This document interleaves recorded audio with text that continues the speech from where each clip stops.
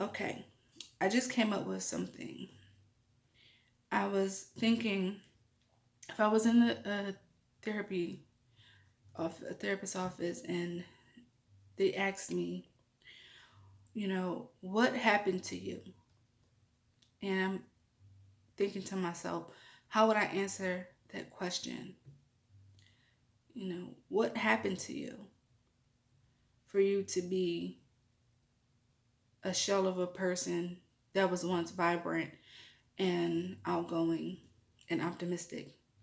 What happened to you that made you distant, isolated, and sad?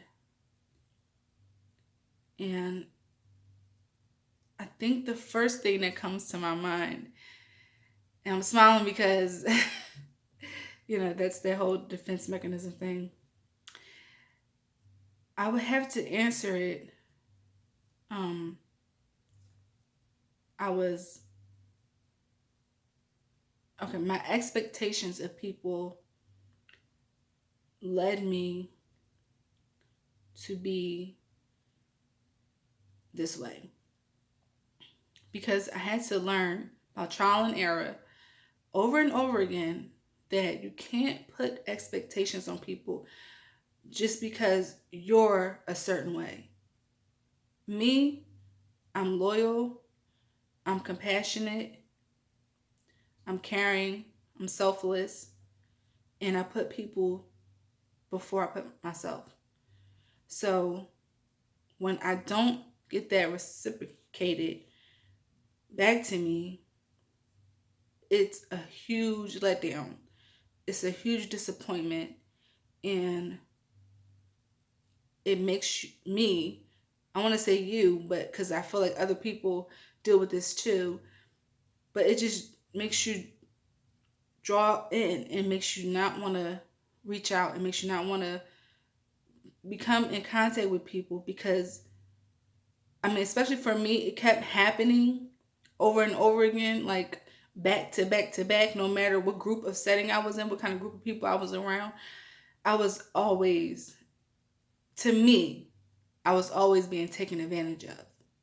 Whether it was, being the sound advice person, people can come and talk to me about any and everything, or me uplifting somebody and encouraging them, but when I needed it, no one was around. And I have to blame myself on part of that because I don't express myself. I don't say anything when I do need help. If I'm like down and I'm doubtful and I can't make decisions clearly, I'm not gonna reach out to anybody and tell them, hey, I need advice, I need help, I need a hug, I need someone to listen to me. I'm not that type of person to do that. So I can't put the blame on people who haven't been there for me in that sense because I'm not the person to be like, yeah, this is I need you right now. But because of the simple fact that people have let me down in those instances, made me isolate myself because I can't keep being disappointed and let down by people, especially people that I care about. And I cared about a lot of people, but I could tell that they did not care about me the same way, whether that was a relationship or a friendship or a relative friendship, like a family member. And I used to take it so hard, like so hard. But I think people would never know that because with that whole upbringing that you can't show your emotions. And I think all black families do that. That stems from slavery, where if you're in pain, you're not allowed to show that pain, no matter what. So that being with that being said, um, what happened to me was I let other people let me down, and it affects me so much. Because another thing, I do feel like I have a spiritual gift. I don't really like to talk about it or really expound on that because, I don't want it. I don't want it. That comes with, a lot of responsibilities.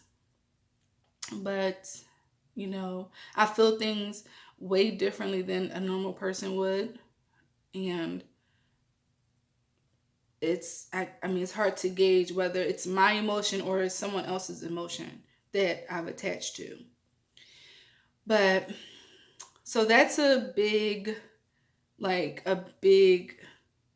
mountain that I have to move and I have to get over is if I want to get back into the real world, the real world, I would have to know that I can't expect people to be like me. I can't expect people to treat me the way I treat others, which I was brought up. And I remember I was in Prince Hall Elementary School and there was a big gold banner. And the banner above the auditorium, it said, treat others as you would have them do unto you, or do unto others as you would have them do unto you. And I live by that because that was our motto. And I love that school. So I'm like, if I want to be treated this way, then I have to act that way. And if I act that way, then it will happen to me. People will treat me the way I treat them. But that's not reality. That's not what has happened to me. And I don't want to get emotional about that, but especially dealing with other women, especially growing up. I was a middle child and I was the only girl. So, of course, I wanted a sister. Of course, I wanted best friends. Of course, I wanted to be in a girl group and I wanted to have that sister camaraderie. But again, I can't expect people to treat me the way I treat them. If I'm always helping you out and lending things to you and being there for you, I can't expect you to do that for me. I can't. But when I was younger, I thought that way, which added on to a whole lot of problems for me. Now, I said that's the first thing that I would say as to the question, what happened to you? The second thing that I would say happened to me was I learned that you can't trust people that you love. You can't trust people that you care about. You can't trust people that say that they love you and that they care about you. You can't trust them, especially when they've shown you that they are not trustworthy. I don't remember the exact age, but I think I was a teenager. And there was a family member that I was very close to, very, very close to. Again, with that sister thing, I wanted a sister. I wanted to be, like the other girls. So, this family member took their trust from me, and I want to say I was never really the same after that, but it was a whole, I don't understand why this happened to me. I guess I'm gonna have to just say that shit.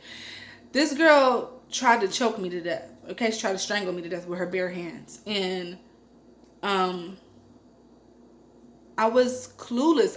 This had never occurred into my life. This kind of like physical altercation. Of course, I've been around fights and I've fought with my brothers and I watched wrestling and stuff like that, but I never knew what rage and that kind of anger could be to someone that you call your family member, someone that you love being around. I never understood why that happened. And of course, the explanation was, jealousy and all that. And it sounds like that's a good excuse, but it's like, how could you possibly be jealous of me when I love you so much? I care about you so much, and we share everything. I didn't understand. I didn't understand that then. I still don't understand it now. But that is the second thing that has like happened to me, is having someone that I care about hurt me to where I could have died, or. So to say that is like, let me expound on that. I remember that day like it happened yesterday, because things that happened to me is stored in my brain as if it's a movie. Like, I can tell you everything that happened that day up until I passed out. So, but I ain't gonna do all that now. But what happened in the summary was, she was trying to play a game, and it was, I guess, the sleep chokehold game. And I do remember like trying to tap out and say, stop choking me, because I didn't know what this game was before it happened to me. And I remember everything going blurry, and then blackness. I remember just being blacked out, and I woke up to everybody around me, and I'm like, did I fall asleep somewhere? Like, it was like I didn't know what happened. And then it was like, you just have to move on. It wasn't like something tragic happened to me. It was just like, okay, that happened. Now we have to move on. You know what I'm saying? It wasn't made as a big deal. And then after that happened, after this family member did that to me,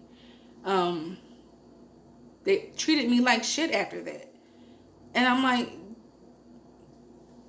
why? Why are you doing this to me? What I do?